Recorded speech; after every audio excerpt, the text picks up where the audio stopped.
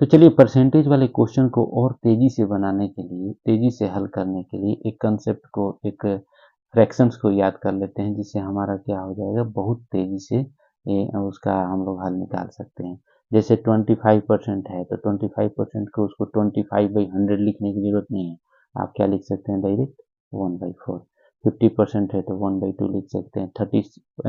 75% है तो 75 क्या है, 25 का 3 टाइम्स है तो 3/4 हो जाएगा।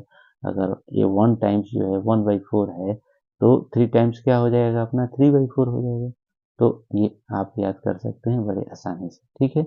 इसी तरह एक और ग्रुप ले लेते हैं, 20 वाला ग्रुप।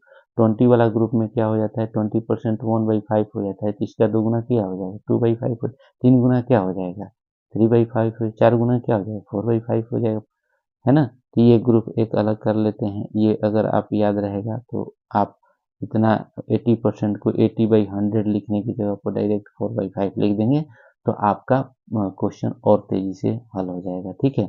इसी तरह एक और ग्रुप ले देते हैं, 10% इक्वल टू 1/10 है तो 3 गुना क्या है, 30% है तो 3/10 हो जाएगा।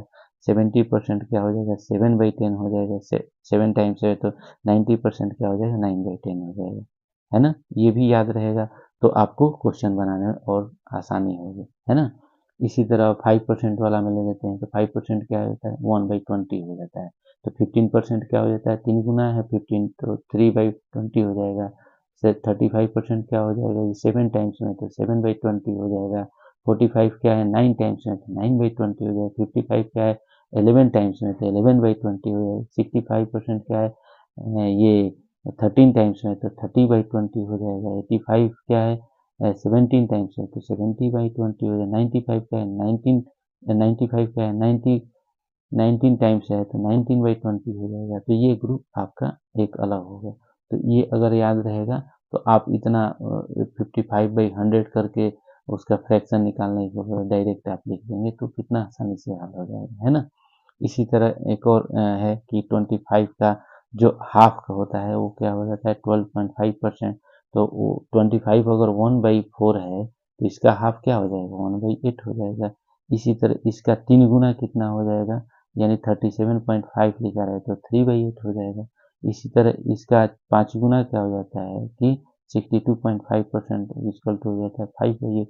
तो ये सब फ्रैक्शंस आपको याद रहेंगे तो बड़ी तेज़ी से आप परसेंटेज वाले क्वेश्चन को सॉल्व कर लेंगे।